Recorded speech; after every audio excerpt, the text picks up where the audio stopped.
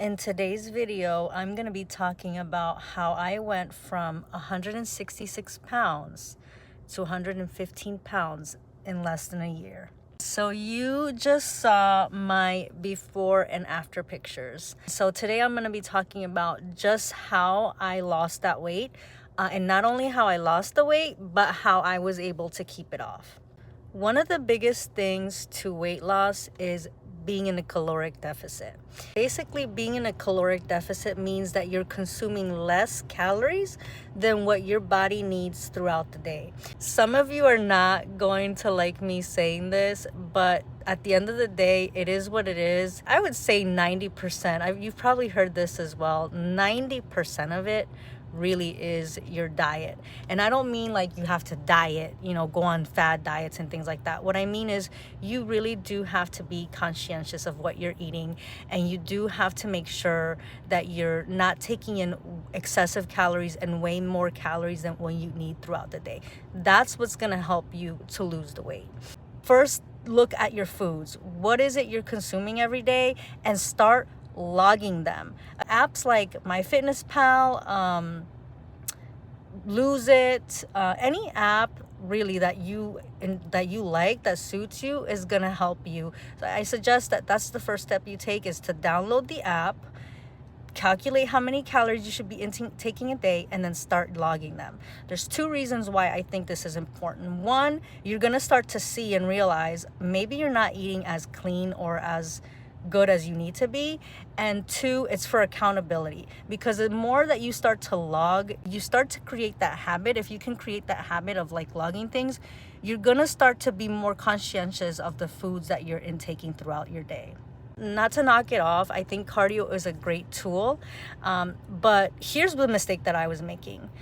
I would hit the gym, I would go like an hour on the cardio machine, and I would hate being on that treadmill. I felt like at days I was punishing myself for having eaten the things I did the day before, and that is just like the worst approach that you can take. That is not the right mentality to have, and it is definitely the worst approach. Here are my biggest tips for losing the weight, keeping it off, and being at a caloric deficit. First tip is to make sure that you reduce your sugar intake. I know it sounds very obvious and things like that, but here's the thing. We know things like cupcakes, birthday cake, donuts, all of those things, desserts. A lot of us love desserts, ice cream. All of those things have so much sugar in them. But the other important thing is there's a lot of hidden sugars and a lot of ways that we get sugar that we don't even realize. I've had friends tell me, oh, I've been trying to lose weight and I've been eating so good and I've been doing this for a few weeks and I'm not seeing results and things like that. What are you having in the mornings for breakfast? That's the first thing I ask them. What are you having in the mornings? And a lot of times they'll tell me, oh, I just have a cup of coffee and like an avocado toast. Okay, the next thing I ask them is, what are you putting in that coffee?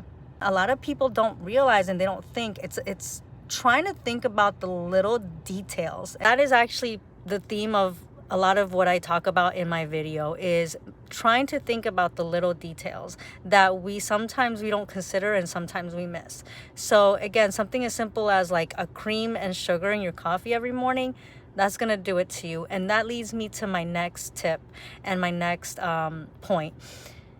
Another really big item that people love to have with their breakfast is orange juice. Go into your fridge and pull out your orange juice carton and check the calories and the sugars and tell me how much is in there. I'm talking 10, 15, sometimes even 20 grams of sugar. And the worst part is, look at the serving size. It's probably like a tiny 6 or 8 ounce glass of orange juice. And we're talking like 20 grams of sugar. Another big item with liquid calories is alcohol. How much alcohol are you consuming? Especially you're drinking like 3, 4, 5 drinks on the weekend. Girls, we love those fruity drinks with, the little umbrellas and the fruit and all that. For the guys, if you love to come home and just pick up a cold one after a long day's work, or you have a few throughout the weekend, again, that is a lot of calories, you guys. You're literally drinking your calories away. And that's what's keeping you from losing the weight. Other big ones: soda and sweet tea. It was really hard for me to get rid of the sweet tea, but I did it, and I knew that I had to, because I knew I wanted to lose the weight. I have a hard time with the flavor of water. I just feel like it's flavorless. So what I started doing was I would get these like droplets, the flavored droplets that you could put in your water, and I would have that with my meals, and that helped me tremendously. So far we've covered cutting out sugars. And you know the obvious. You know the obvious: cupcakes, cake, candy, chocolate, ice cream. Obviously, all of that is off the table. At least for a while, it's off the table. And then your liquid calories. If you cut that off at least for 3 months, I challenge you, cut it off for 3 months. I guarantee you, you are going to see results.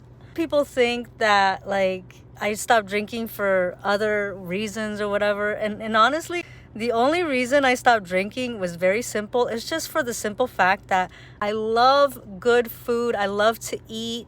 So it's like, for me, I thought to myself, why am I wasting... Literally, I felt this way. Why am I wasting my calorie allowance on like drinking, on alcoholic drinks and things like that? Especially when I feel like I could be nourishing my body with good food, clean food, and feeling good and re-energizing my body and making sure that I'm eating healthy and eating well. So I gave up drinking, you guys. I'm not saying that this is what you have to do, but I am saying it is what you have to do temporarily, and especially if you want to see results.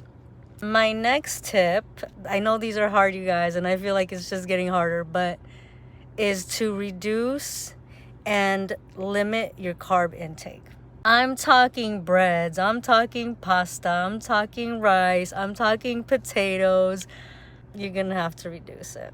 We go to a restaurant, right? We sit down. What's the first thing that they do? They come over to the table and they bring a big old basket of bread. And we're sitting with our friends, we're chatting, we're eating, and we're not even, this is the thing, we're not even realizing, we're not even conscious of like how much we're eating. So we'll put, the first thing we do is we see that bread, slap some butter on it, and that's the first thing that we put into our mouths. And we'll have 1 slice, 2 slices, 3 slices. By the time you know it, you've had 4 or 5 slices of bread before the real food even came to the table. And chances are, if you're having some good bread and you're having bread like that, you're probably at a really good Italian restaurant. So what are you having for your main meal? Pasta, which is carbs on carbs. And that is the society today, you guys. That is the society, the Western world and the society that we live on. Hence the reason why, obesity is so rampant in this country. But let me not go there. Let me get off that soapbox. But my point is, you're not even realizing how many pieces of bread you just stuck in your mouth. Instead of having 4 or 5 pieces of bread, have 1 piece of bread. If you're having a salad, okay, good. Reward yourself, treat yourself, have 2 pieces of bread. But, that is a sacrifice you're going to make. You're going to have to make if you want to lose the weight. You're going to have to cut back on your carb intake. The next big tip for being in a caloric deficit is avoiding creamy dressings and creamy soups. I used to order myself a big salad thinking that I'm being clean, and I'm again thinking that I'm being healthy and I'm eating good, not tracking anything. Have myself a big old bowl of salad. Then I'd come right behind it and smother it with a bunch of ranch dressing or blue cheese dressing. That dressing alone has more calories in it than your salad itself. And a lot of times, even a salad with meat, depending on the type of meat it is, that dressing is going to have more calories than the actual salad. Same thing goes for creamy soups. I still love baked potato soup, but that's a double whammy, because not only are you getting all the starch and carbs from the potato, but then you're getting all the calories and the fat from those like creamy dressings. You don't realize, especially when you're going to a restaurant, you don't even know how much butter and oil and all that they're putting in these soups. I used to think, oh, but it's just a small cup. It can't be that many calories. Let me tell you, it is that many calories. This goes back to my original point. Every little detail, you have to log it. Because I would go and have my salad and I log the lettuce, tomato, the cucumber, everything. And the one thing I wouldn't log, what would it be? The dressing. I wouldn't log the dressing, which is the biggest thing that had the most calories. And then by the time my day was done and I look at my log, I'm like, oh, I did pretty good for the day. I was actually under. So that is a big mistake. That is another one that I used to make. So that goes to say, you're not logging it and you're thinking you're doing great, but really you're not doing as great as you think you are. And my very last tip, which is I think is a very obvious one, but it needs to be shared, it needs to be said: no fried foods. This was actually a really hard one for all of these are hard, okay? I'm not preaching this, not having done it myself. What is the first thing that people say? Like, oh, what kind of side?